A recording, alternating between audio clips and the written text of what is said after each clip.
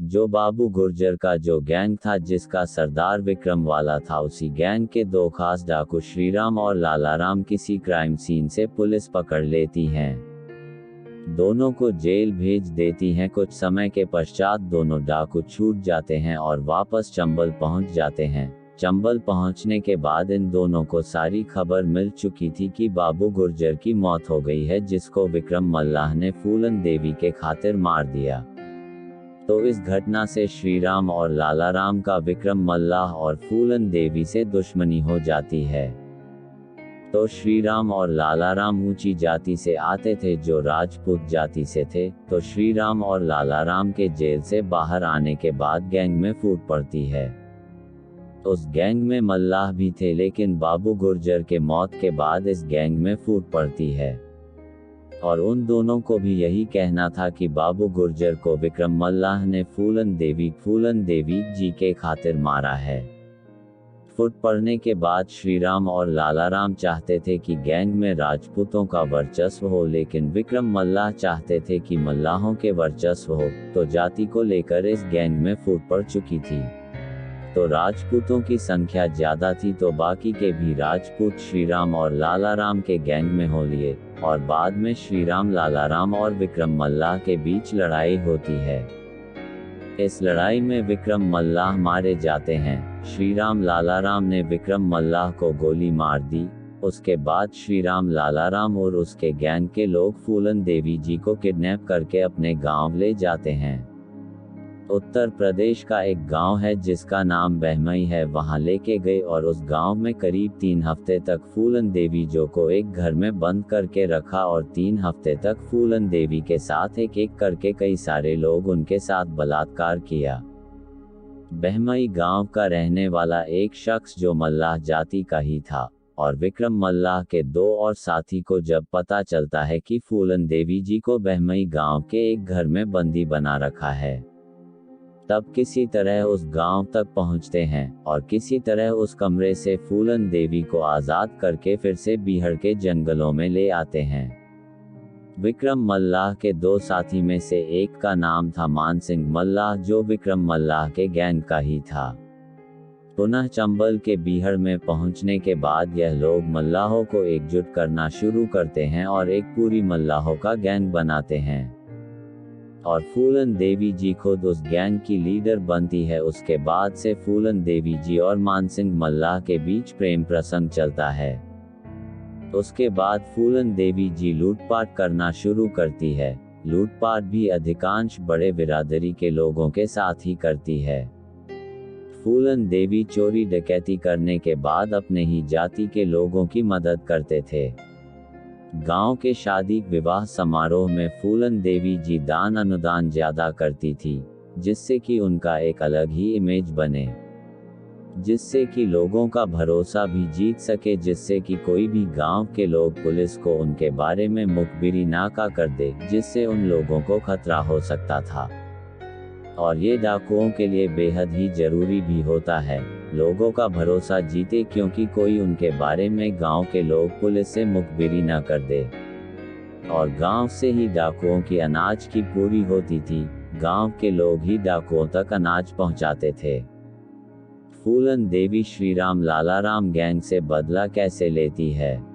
फूलन देवी जी के साथ हुए उस गैंग रेप के ठीक 7 महीने बाद 14 फरवरी 1981 को अपनी पूरी गैंग के साथ बहमई गांव पहुंचती है। उसी बहमई गांव में जहां फूलन देवी के साथ करीब 3 हफ्ते तक बलात्कार हुआ था। किसी तरह फूलन देवी को पता चला था बहमई गांव में एक राजपूत परिवार में किन्हीं की शादी है। तो फूलन देवी जी पक्का थी कि श्रीराम लालाराम के गैंग के लोग जरूर उस शादी में आएंगे। तो शादी के दिन फूलन देवी जी अपने गैंग के साथ, जो कि पुलिस की वर्दी में गई थी ताकि किसी को शक ना हो। उसके बाद शादी समारोह में डाकू श्रीराम लालाराम के गैंग के लोगों को ढूंढना शुरू करते हैं और किसी तरह शादी में 2 ही लोग मिल पाते हैं जो श्रीराम लालाराम के गैंग के थे। उसे पकड़ने के बाद उन्हें खूब पीटते हैं और बाकी के लोगों का पता पूछते हैं। बाकी लोग गांव से भाग चुके थे। फूलन देवी उस समय बेहद ही गुस्से में थी। बाकी लोगों के ना मिलने पर अपने गैंग से कहती है कि इस शादी में जितने भी लोग हैं, खासकर करके राजपूत समुदाय के लोग, सिर्फ मर्दों को पकड़कर एक लाइन में खड़ा करो। उसके बाद 22 राजपूत समुदाय के मर्द हाथ लगते हैं और उसके बाद 22 लोगों को एक साथ एक लाइन में खड़ा करते हैं। उसके बाद फूलन देवी जी मुआयना करती है। उसके बाद फूलन देवी जी के आग्रह पर गैंग के लोग उन 22 लोगों को राइफल की गोलियों से भून देते हैं, जिनमें से सभी की मौत हो जाती है। सबको मारने के बाद पूरी गैंग वहां से निकल जाती है और अगले ही दिन ये खबर पूरे देश में आग की तरह फैल चुकी थी। और तब फूलन देवी जी का नाम घर घर पहुंच जाता है। पूरे देश को पता चल जाता है कि कैसे फूलन देवी जी 22 लोगों एक साथ गोलियों से भून दिया। फूलन देवी एक साथ 22 लोगों को क्यों मारी? बैंडिट क्वीन नाम कैसे पड़ा? फूलन देवी 22 लोगों को एक साथ मारने के पीछे की कहानी एक ये थी कि इसे मारकर बदले की शुरुआत तो कर दी ही थी। साथ ही जब विक्रम मल्लाह जब जिंदा थे, तब विक्रम मल्लाह ने फूलन देवी जी से कहा था कि तुम बदला लोगी तो तुम एक को मारोगी, 2 को मारोगी, उससे उन लोगों को ज्यादा फर्क नहीं पड़ने वाला है। तुम एक को भी मारोगी तो फांसी होगी, और जब 20 लोगों को भी मारोगी तो फांसी ही होगी, और जब तुम 20 लोगों को एक मारोगी तो तुम्हारा नाम होगा, प्रसिद्धि मिलेगी। नाम होने पर बहुत से काम होंगे। तो ये बात फूलन देवी जी के दिमाग में घर कर गई थी, जिस वजह से फूलन देवी जी एक साथ 22 लोगों को मारने जिस वजह से फूलन देवी जी एक साथ 22 लोगों को मारने का निर्णय लेती है और एक साथ 20 लोगों को मरती है। 14 फरवरी 1981 की बहमई की घटना सबको याद रहा। ये खबर न्यूज़ और मीडिया में आने के बाद मीडिया के माध्यम से फूलन देवी जी का दूसरा नाम बैंडिट क्वीन पड़ा। फूलन देवी जी की वजह से अब के सीएम को इस्तीफा क्यों देना पड़ा? फूलन देवी जी ने जब 22 लोगों को एक साथ मारा था तो ये मामला राजनीति जोर पकड़ ली थी। इस घटना को लेकर उस क्षेत्र में खूब हंगामा हुआ और इस घटना का जिक्र अब राजनीति में होने लगी थी और इस पर सवाल भी खड़े किए जा रहे थे और राजनीति भी होने लगी थी।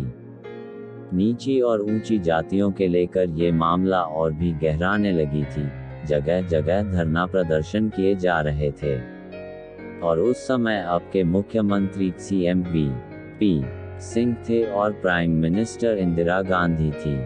फूलन देवी जी की गिरफ्तारी को लेकर अब सरकार पर बहुत ज्यादा दबाव था, लेकिन फूलन देवी पुलिस के चंगुल में नहीं आती है।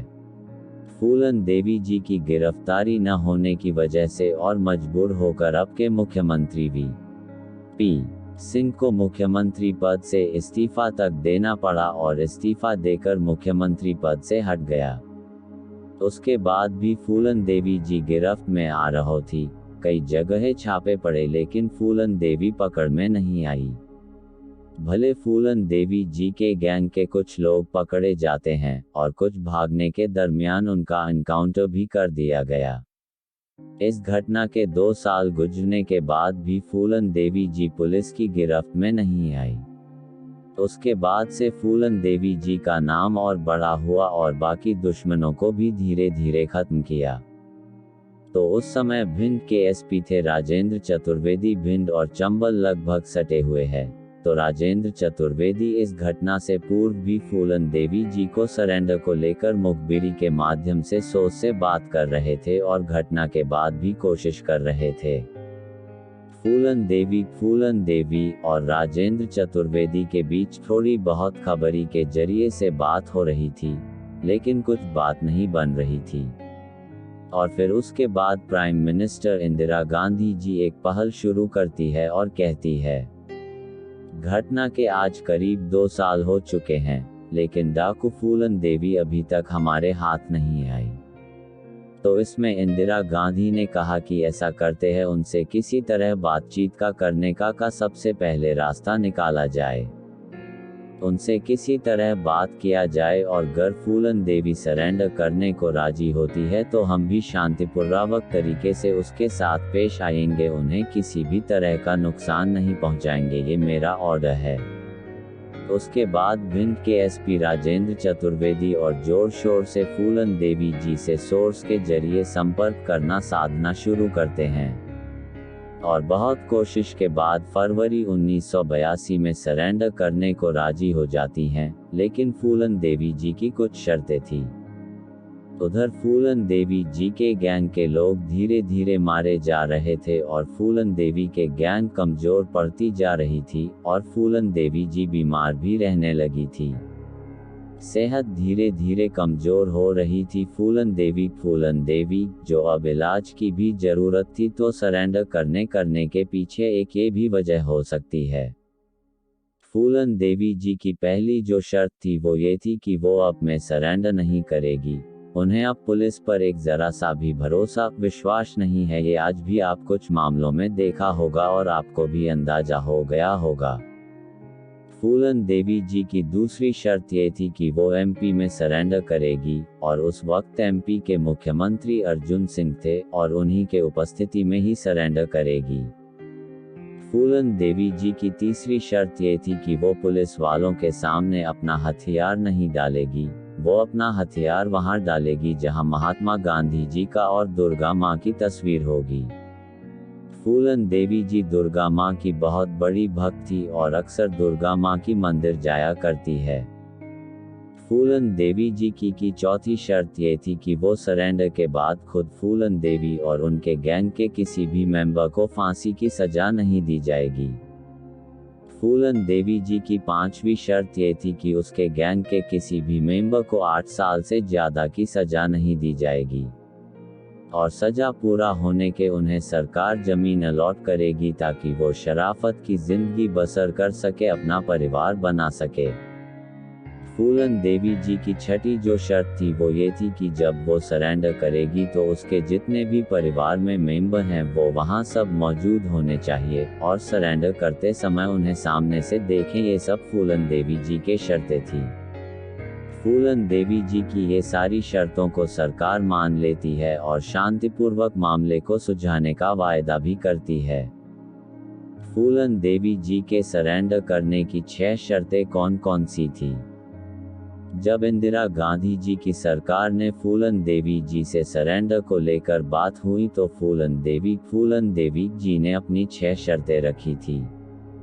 एक, फूलन देवी जी की पहली जो शर्त थी वो ये थी कि वो अब में सरेंडर नहीं करेगी। उन्हें अब पुलिस पर एक जरा सा भी भरोसा विश्वास नहीं है, ये आज भी आप कुछ मामलों में देखा होगा और आपको भी अंदाजा हो गया होगा। 2, फूलन देवी जी की दूसरी शर्त ये थी कि वो एमपी में सरेंडर करेगी और उस वक्त एमपी के मुख्यमंत्री अर्जुन सिंह थे और उन्हीं के उपस्थिति में ही सरेंडर करेगी। 3, फूलन देवी जी की तीसरी शर्त ये थी कि वो पुलिस वालों के सामने अपना हथियार नहीं डालेगी, वो अपना हथियार वहां डालेगी जहां महात्मा गांधी जी का और दुर्गा माँ की तस्वीर होगी। फूलन देवी जी दुर्गा माँ की बहुत बड़ी भक्त थी और अक्सर दुर्गा माँ की मंदिर जाया करती है। 4, फूलन देवी जी की चौथी शर्त ये थी कि वो सरेंडर के बाद खुद फूलन देवी और उनके गैंग के किसी भी मेंबर को फांसी की सजा नहीं दी जाएगी। 5, फूलन देवी जी की पांचवी शर्त ये थी कि उसके गैंग के किसी भी फूलन देवी जी की पांचवी शर्त ये थी कि उसके गैंग के किसी भी मेंबर को 8 साल से ज्यादा की सजा नहीं दी जाएगी और सजा पूरा होने के उन्हें सरकार जमीन अलॉट करेगी ताकि वो शराफत की जिंदगी बसर कर सके, अपना परिवार बना सके। 6, फूलन देवी जी की छठी जो शर्त थी वो ये थी कि जब वो सरेंडर करेगी तो उसके जितने भी परिवार में मेंबर हैं वो वहाँ सब मौजूद होने चाहिए और सरेंडर करते समय उन्हें सामने से देखें। ये सब फूलन देवी जी के शर्तें थी। फूलन देवी जी की ये सारी शर्तों को सरकार मान लेती है और शांतिपूर्वक मामले को सुलझाने का वायदा भी करती है और आखिरकार फरवरी 1982 में फूलन देवी जी भिंड के एक ग्राउंड में सरेंडर करती है जो पहले से जगह तय थी। पुलिस के करीब 300 से 400 जवान ग्राउंड के चारों तरफ मौजूद थे और करीब 1600-1800 लोग वहां मौजूद थे सिर्फ फूलन देवी जी सरेंडर करते हुए देखने के लिए। जिस भीड़ को काबू करना पुलिस के लिए मुश्किल हो रही थी, उसके बाद फूलन देवी जी और उनका गैंग उस भिंड के ग्राउंड में प्रवेश करना शुरू करती है और अपनी शर्त के अनुसार एक एक करके सब दुर्गा माँ और महात्मा गांधी जी के तस्वीर के सामने अपना हथियार डालकर सरेंडर करते हैं। उसके बाद फूलन देवी और उसके गैंग को पुलिस जेल ले जाती है और जेल में बंद कर देती है। उनके खिलाफ कानूनी दस्तावेज कागजों पर करीब 48 अपराध के मामले दर्ज थे। लेकिन हैरत की बात यह थी कि फूलन देवी जी को 1982 में जेल में डालने के बाद अगले 11 साल तक फूलन देवी जी के ऊपर दर्ज मामले में किसी भी तरह की कानूनी कार्रवाई और कोर्ट की सुनवाई होती ही नहीं है। 11 साल तक बिना चार्जशीट के फूलन देवी जी जेल में पड़ी रही। चूंकि फूलन देवी जी का तबीयत भी खराब थी, तो उस दौरान बाकायदा फूलन देवी जी का इलाज भी करवाया जाता है। फूलन देवी जी का यूटरस यानी गर्भाशय क्यों निकाल दिया गया? फूलन देवी जी का दो ऑपरेशन भी किया जाता है। एक ऑपरेशन तो फूलन देवी जी को बगैर बताए, बगैर इजाजत लिए, बगैर जानकारी दिए, जिसकी जानकारी उनके घर वालों की भी नहीं दी जाती है, क्योंकि अगर किसी बता देता तो कभी ये ऑपरेशन हो ही नहीं पाता, क्योंकि ये ऑपरेशन था ही कुछ ऐसा कि किसी को बता नहीं सकता था। बड़े ही खुफिया तरीके से चोरी चुपके फूलन देवी जी के अंदर से यूटरस यानी गर्भाशय निकाल देती है। फूलन देवी जी का यूटरस गर्भाशय निकालने की पीछे की वजह क्या थी? जहां तक हमको जो लग रहा है, देश में ऐसा पहली बार हुआ जब सरकार को भी कहीं ना कहीं डर था कि जेल से रिहा होने के बाद गर फूलन देवी जी अपना घर बसाती है और गर उनके कोख से बैंडेड क्वीन फूलन देवी जी जैसी ही कोई दूसरी पैदा हो जाए और बड़ा होने पर इससे भी बड़ा तहलका न मचा दे, जिस कारण से बगैर फूलन देवी जी को बताए और ना ही उसके घर वालों को बताए, बगैर उनके इजाजत के ऑपरेशन करके उनके अंदर से यूटरस गर्भाशय निकाल दिया जाता है, ताकि देश में फिर से कोई दूसरी फूलन देवी बैंडेड क्वीन पैदा ना हो सके। फूलन देवी डेथ डेट। फूलन देवी की मृत्यु कैसे हुई? साल 2001 में केवल 38 साल की उम्र में फूलन देवी जी की हत्या कर दी गई थी। दिल्ली में सरकारी आवास के बाहर ही 25 जुलाई 2001 को फूलन देवी जी की एक साजिश के तहत हत्या कर दी गई। फूलन देवी के हत्यारे ने इस हत्या को ठाकुरों की सामूहिक हत्या का बदला का नाम दिया है। To be continue.